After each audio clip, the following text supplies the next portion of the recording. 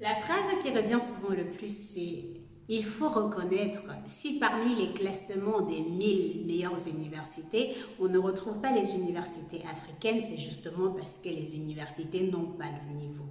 Aujourd'hui, je vais aborder ce sujet de classement des meilleures universités au monde. On va se concentrer essentiellement sur le classement de Shanghai. Mais déjà, je commence par préciser le fait qu'on retrouve les universités africaines. Et ces universités, par exemple, pour le classement de cette année, il faut rappeler d'abord c'est quoi le classement de Shanghai.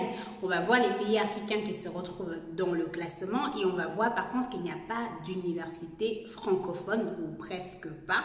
Et maintenant, on va discuter sur le classement, on va discuter sur quels sont les critères de classement et pourquoi on a du mal à retrouver des universités à l'intérieur. Donc, déjà, c'est quoi le classement de Shanghai? Le classement de Shanghai est un classement connu encore sous le nom de l'Academic Ranking World University. Ça, c'est notre ARWU. Et ce classement, il est fait et publié chaque année par l'université de Jiaotong de Shanghai. Maintenant, le classement se base sur plusieurs critères. On va aborder uniquement 8 critères ou peut-être maximum 5 dans cette vidéo. Mais avant de commencer, le classement de 2022 a été publié en juin 2023. Et ce classement-là, on retrouve quoi? Quelle université en première position? Vous pouvez deviner. C'est Harvard University qui est en première position. Après, on passe à Stanford et ainsi de suite pour les 1000 meilleures universités au monde. Dans les classements, on retrouve 4 pays africains. On a l'Égypte, l'Éthiopie, le Nigeria et l'Afrique du Sud. Et pour retrouver le classement, vous pouvez, par exemple, juste taper par exemple le pays. Si vous retrouvez par exemple le cas de l'Égypte, on retrouve le pays où on va avoir le Kay University qui est environ dans le classement de 301 jusqu'à 400. Parce que comme vous voyez, le classement, c'est jusqu'à 1000. Et on va retrouver une dernière université de l'Égypte qui se retrouve dans la catégorie de 900 jusqu'à 1000. Donc, il est dans cette phase-là. Si on regarde le classement des universités de l'Éthiopie, on a Addis Abeba University qui est dans le classement de 700 jusqu'à 800. Donc, c'est dans cet intervalle-là.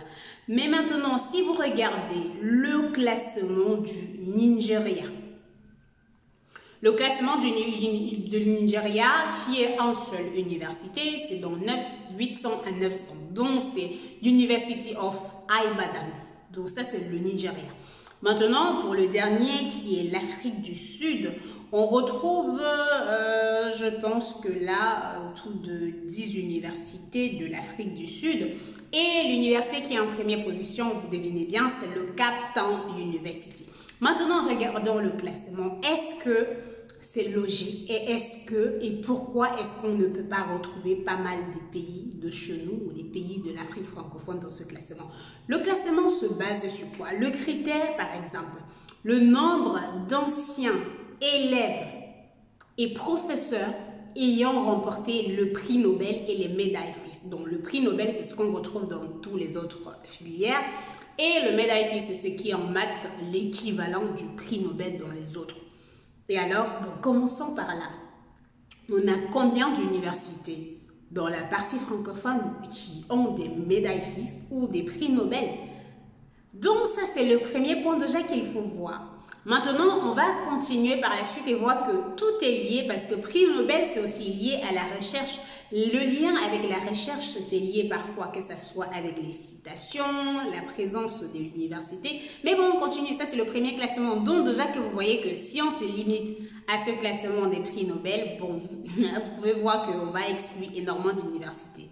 L'autre classement qui est important et qui passe en deuxième position, c'est la recherche. La recherche.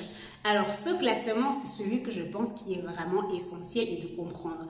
La recherche, comment est-ce qu'on arrive à identifier ce que chaque université a publié par rapport à la présence déjà des enseignants de cette université-là sur Internet, leur affiliation On sait très bien et pertinemment qu'il y a beaucoup de personnes qui sont dans des universités, surtout par exemple en Afrique francophone, malgré le nombre d'articles qu'ils publient, ils sont affiliés à d'autres universités qui se retrouvent dans d'autres pays et donc quand ils publient, ça ne peut être compté que par le fait que c'est une affiliation de cette université-là.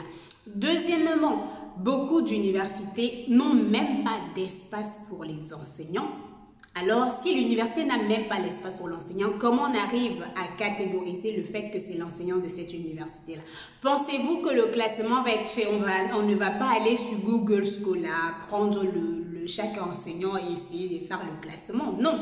Donc, je rappelle bien dans ce point de recherche, c'est le classement de Shanghai accorde une importance significative à la recherche et dont le nombre de chercheurs hautement cités et le nombre de publications, donc quoi? La revue Nature et Science. Nature et Science, je ne sais pas si vous connaissez cette revue, c'est vraiment la revue qu'on appelle la top des tops où c'est placé en première position. Mais combien de chercheurs arrivent à publier dans cette revue? Plus encore, on a parlé de citations. Je vous dis encore, la notion de citation, il faut regarder encore les universités. Si vous faites de la recherche, il y a beaucoup de nos enseignants-chercheurs qui n'ont même pas de profil recherche Google Scholar ou rien de plus. Oui, bien évidemment, si on veut connaître comment ils ont été cités et quoi et quelle université ils sont associés avec leurs citations, il faut déjà créer leur profil et de pouvoir recenser tout ce qui est associé. Oui, bien évidemment, il y a des choses comme Web Science qu'on peut aussi regarder le nombre de citations avec. Mais une fois de plus, comme je dis, le classement n'est pas là pour aller vérifier dans le détail sur ça. Il y a des sites renommés qu'on va déjà dire que là-bas, on récupère tous les données. Donc, vous voyez que le point de recherche et la non-présence des enseignants qui sont dans cette partie-là, ça rend les choses très, très complexes. Oui, je sais que vous allez dire, oui, pourquoi ils ne font pas ça et tout. Non, la présence sur Internet, avoir les pages web pour chaque enseignant, c'est aussi quelque chose qui dépend plus de l'université, plus des financements de l'université que de l'enseignant. Et ça n'empêche pas le fait que ces enseignants soient en train de faire la recherche. Je ne veux pas comparer de façon générale, mais ça ne veut pas dire que ces personnes ne font pas du tout de la recherche. Troisième critère, la performance par membre des corps professoral. Il mesure la productivité de la recherche par membre du corps enseignant. Une fois de plus, on revient encore à la recherche. Le nombre de publications dans les revues avec les hautes impacts. Vous savez, les revues, l'impact facteur de chaque endroit où on publie. Une fois de plus, si son affiliation n'est pas associée à l'université où il se trouve, peu importe l'impact, peu importe le facteur d'impact du journal où il a publié, ça ne va pas compter pour son université et on ne pourra pas du tout, mais pas du tout compter cette personne-là. On va continuer.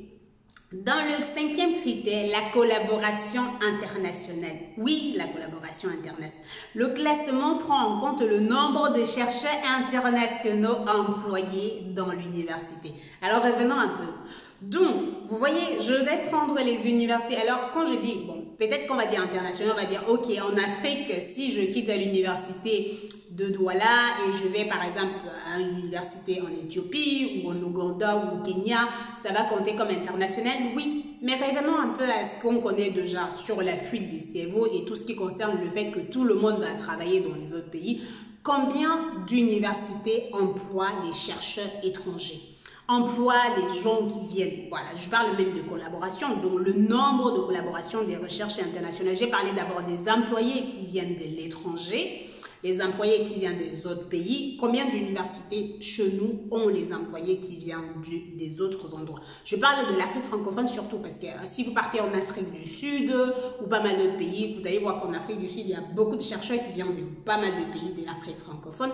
Donc, c'est normal qu'on retrouve le classement. Dans le classement, on retrouve beaucoup d'universités, par exemple, de l'Afrique du Sud, si on peut prendre ces critères. Mais attention, le critère ou le résultat, finalement, sont tous ces critères. Donc, ça, c'est juste pour expliquer. Maintenant, dans le point, il y a la collaboration internationale aussi au niveau de la recherche. Je pense que ça n'a pas beaucoup de problèmes, mais ça peut aussi dire sur le fait que même quand on est au Cameroun, on collabore avec les autres à l'extérieur, donc ça vraiment, ça passe. Maintenant, sixième point, la performance par rapport à la taille. Donc, ça tient en compte la taille de l'université en évaluant ses performances par rapport aux étudiants et au nombre du personnel. Si on veut évaluer cette performance, c'est un peu comme comment est-ce que les étudiants y réussissent, comment un peu les étudiants ils vont travailler après. Mais moi, j'ai fait la formation avec l'université de Douala. Je parle de ma vraie formation avec l'université de Douala, mais pourtant, ma thèse, j'ai fait avec l'université Côte d'Azur. Donc, s'il faut vraiment, je suis employée aujourd'hui, mais s'il faut regarder ça comme le classement, je pense qu'on ne va pas considérer que l'université qui m'a formée pour l'emploi que j'ai actuellement, c'est l'université de Douala. Et ça, même s'il faut arriver à faire ça, il faut que l'université arrive à tracer ses étudiants. Mais combien de ressources sont allouées dans nos universités pour faire ce traçage et pour pouvoir réévaluer le parcours de tous les étudiants. Donc ça, encore une fois de plus, il y a un problème au niveau de ce que l'université a comme financement pour mettre les choses en place, mais ne veut pas dire que l'université ne forme pas bien les étudiants. Ça, vraiment, je reviens dessus. Maintenant, le 7e point, le financement de la recherche. Vous imaginez, on parle du financement de la recherche. On sait bien qu'il y a les universités où il n'y a même pas d'espace où les étudiants vont travailler. Il n'y a pas d'argent pour la recherche. Donc, si le classement de Shanghai va prendre en compte le financement, bon, voilà, c'est on est d'accord qu'on ne va pas du tout se retrouver dans le classement à cause de ça. Donc, une fois de plus, voilà encore quelque chose qui fait qu'on ne va pas retrouver les universités où l'État ne met pas de l'argent pour le financement, par exemple, parce que ce n'est pas l'université qui va gagner. Oui, vous allez me dire, oui, l'université peut prendre des financements extérieurs et tout. Oui, les financements extérieurs des entreprises privées et tout, mais avant tout, l'université compte sur le financement de la recherche par l'État. Oui, l'État finance, mais à quelle hauteur? C'est par rapport au montant, par rapport au nombre de chercheurs présents dans l'université. Ok, on va continuer. Le 8e point que je vais aborder aujourd'hui, c'est la publication dans les revues. Donc, on revient encore sur la publication et vous allez voir que de façon générale, pour moi, le classement de Shanghai, ça se base sur la réussite des élèves. Donc, si je parle de façon générale, la réussite des élèves ou des étudiants qui sont sortis de là, ces étudiants, ils travaillent et tout le reste, le financement que l'université a, la qualité de l'enseignement. La qualité de l'enseignement, je peux vous assurer, il n'y a pas un doute là-dessus. On s'en sort très, très bien. Maintenant, si on veut regarder au niveau des prix Nobel, bon, on sait très bien, et si quelqu'un même arrive à inventer quelque chose et qui n'a pas accès et que pour publier, il doit avoir une affiliation qui est reconnue, comment il va publier ce qu'il a fait? Maintenant, donc, juste pour vous dire que ce classement de Shanghai, ce classement qu'on regarde, c'est en fait ce classement qui est... On va dire ça comment? C'est un classement qui prend en compte beaucoup de choses que beaucoup d'universités, surtout les universités francophones, n'ont pas.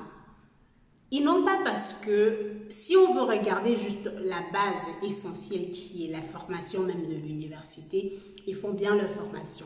Maintenant, le manque de ressources, ce manque qui fait qu'ils ne sont pas présents, par exemple sur Internet, vous ne pouvez pas chercher le profil d'un enseignant, par exemple, vous retrouvez facilement.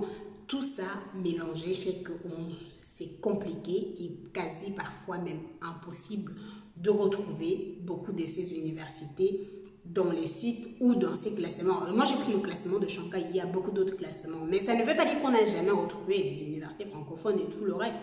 Non, mais je veux juste vous expliquer pourquoi et que vous arrêtez de vous dire à chaque moment, oui, c'est ici on a ça, c'est parce que les universités ne font rien. Non, il y a beaucoup de choses. Oui, il faut dire qu'il y a manque de financement, il y a beaucoup de manque. Il y a aussi le fait que la recherche n'est pas vraiment très énormément faite et tout le reste, mais il ne faut pas bafouer tout le travail que les gens font parce que les gens, ils travaillent pertinemment. On enseigne, on a des bonnes formations. Et la preuve, quand les gens ils terminent en thèse ou quand ils terminent en master, surtout, je vais dire, même s'ils vont dans les autres endroits pour faire leur thèse, ils travaillent bien. Ce n'est pas pendant la thèse qu'ils ont fait la formation.